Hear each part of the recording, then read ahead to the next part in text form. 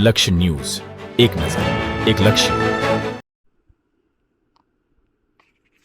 કલોલ નગરપાલિકા ખાતે 77મા ગણતંત્ર પર્વની ઉજવણી રાષ્ટ્રીય ગૌરવ અને દેશભક્તિના માહોલમાં કરવામાં આવી. કાર્યક્રમની શરૂઆત કલોલ નગરપાલિકાના પ્રમુખ શૈલેષભાઈ પટેલ દ્વારા રાષ્ટ્રીય ધ્વજ ફરકાવી કરવામાં આવી. ત્યારબાદ ઉપસ્થિત સૌએ રાષ્ટ્રધ્વજને સલામી આપી. આ પ્રસંગે કલોલ નગરપાલિકાના ચીફ ઓફિસર નીતિન બોડત, ઉપપ્રમુખ શ્રીમતી હેમાક્ષીબેન સોલંકી, નગરપાલિકાના કાઉન્સિલરો, કર્મચારીઓ, ભારતીય જનતા પાર્ટીના શહેર પ્રમુખ જીતેન્દ્રભાઈ પટેલ, ઉપપ્રમુખ યોગેશભાઈ પટેલ તેમજ કલોલ નગરજનો મોટી સંખ્યામાં ઉપસ્થિત રહ્યા. ઉજવણી દરમિયાન કલોલની ભારત હાઈસ્કૂલના વિદ્યાર્થીઓ દ્વારા મ્યુઝિક બેન્ડ સાથે શિસ્તબદ્ધ રીતે રાષ્ટ્રધ્વજને સલામી આપવામાં આવી, જેને ઉપસ્થિતોએ તાળીઓના ગડગડાટથી બિરદાવ્યા હતા. આ પ્રસંગે નગરપાલિકા પ્રમુખ શૈલેષભાઈ પટેલે પ્રજાને સંબોધતા જણાવ્યું કે કલોલ નગરપાલિકા દ્વારા શહેરના સર્વાંગી વિકાસ માટે વિવિધ યોજનાઓ અમલમાં મૂકવામાં આવી છે. તેમણે સ્વચ્છતા, માર્ગ વિકાસ, પીવાનું પાણી, લાઇટિંગ, નગર સુવિધા તથા આવનારા સમયમાં હાથ ધરનાર વિકાસ કાર્યો અંગે વિગતવાર માહિતી આપી. ગણતંત્ર પર્વના અવસરે કલોલ નગરપાલિકા દ્વારા ખરીદવામાં આવેલા નવા વાહનોને લીલી ઝંડી આપી તિરંગા યાત્રાનો પ્રારંભ કરવામાં આવ્યો. નગરપાલિકા પ્રમુખ શૈલેષભાઈ પટેલ તથા વાહન વ્યવહાર કમિટીના ચેરમેન જલ્પાબેન વ્યાસ દ્વારા પ્રસ્થાન કરવામાં આવ્યું. તિરંગા યાત્રામાં નવા tractor, trolley, door to door કચરા સંગ્રહ કરવાના વાહનો, જીસીબી સહિત નગરપાલિકાના વાહનો સામેલ હતા, જે કલોલ શહેરના મુખ્ય માર્ગો પર ફરી શહેરના નગરજનોમાં વિકાસ અને સ્વચ્છતા પ્રત્યે જાગૃતિ ફેલાવી હતી. સાથે જ નગરપાલિકા દ્વારા વિકસાવવામાં આવેલ નવા વાહનો સત્તાવાર પ્રારંભ કરવામાં આવ્યો હતો. લક્ષ્ય ન્યૂઝ, સંજય નાયક. ભારત માતા કી જય.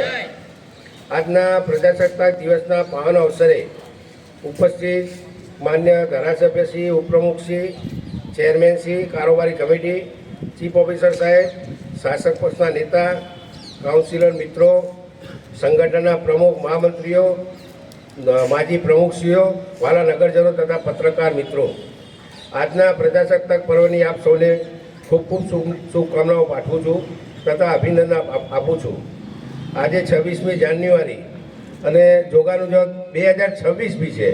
1950ના રોજ ભારતના બંધારણનું અમલમાં આવ્યું હતું અને તે ભારત રત્ન ડૉક્ટર બાબા સાહેબ આંબેડકર દ્વારા તૈયાર કરવામાં આવ્યું હતું, જેમાં ભારતમાં પ્રજાસત્તાક લોકોના મૂળભૂત અધિકારો અને ફરજો આપણા બંધારણમાં મૂકવામાં આવ્યા છે અને જેની આપણી નૈતિક તથા પ્રાથમિક ફરજ છે કે આપ સૌ નગરપાલિકાના કાર્યમાં સહકાર આપો. જ્યાં ત્યાં કચરો ના ફેંકો, કચરો કચરાપેટીમાં નાખવાની ટેવ રાખો, સૂકો અને ભીનો કચરો અલગ કરી સ્વચ્છતા યજ્ઞમાં સહકાર આપો અને આપણા કલોલ શહેરને સ્વચ્છ ભારત મિશન અંતર્ગત સ્વચ્છતા સર્વેક્ષણ 2026માં સારા રેન્કિંગ આપવામાં આપનો સહકાર જરૂરી છે તથા પાણીનો કરકસરયુક્ત ઉપયોગ કરી જળ સંચયમાં સહકાર આપો.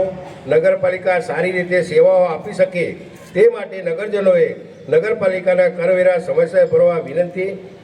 આપ સૌ જાણો છો, કલોલ નગરપાલિકામાં વિકાસના કામો પણ કરવામાં આવી રહેલ છે તથા આગામી સમયમાં મોટા પાયે વિકાસના કામો કરવા માટે સ્વર્ણિમ જયંતિ મુખ્યમંત્રી શહેરી વિકાસ યોજના હેઠળ અંદાજિત 20 કરોડના કામોનું આયોજન કરેલ છે.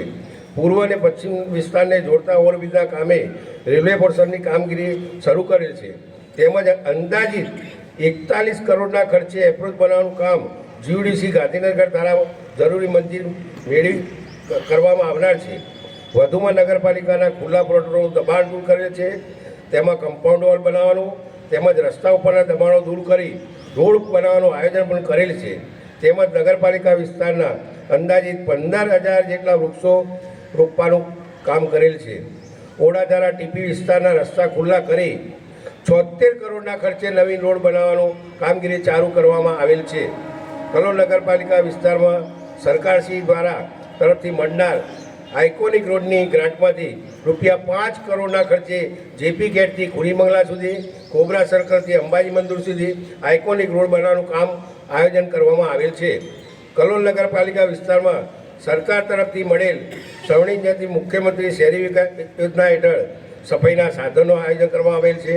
તે પૈકી અત્યાર સુધીમાં tractor trolley, JCB, trolley container, skylift, fire વગેરે જેવા સાધનો હાલ નગરપાલિકાએ ખરીદેલ છે તથા ટૂંક સમયમાં રોડ સ્લીપર, બોલેરો માઉન્ટન, સ્કાયલિફ્ટ ખરીદવા વર્ક ઓર્ડર આપેલ છે. કલોલ નગરપાલિકા વિસ્તારમાં અર્બન ડેવલપમેન્ટ તરફથી ફાયરની અદ્યતન સેવાઓ પૂરી પાડવા મિની ફાયર ટેન્ડર મળેલ છે અને મોટું ફાયર પણ આવવાનું છે. આમ કલોલ નગરપાલિકામાં વિકાસના ઘણા કામો આપના સાથ સહકારથી કરવાના છે.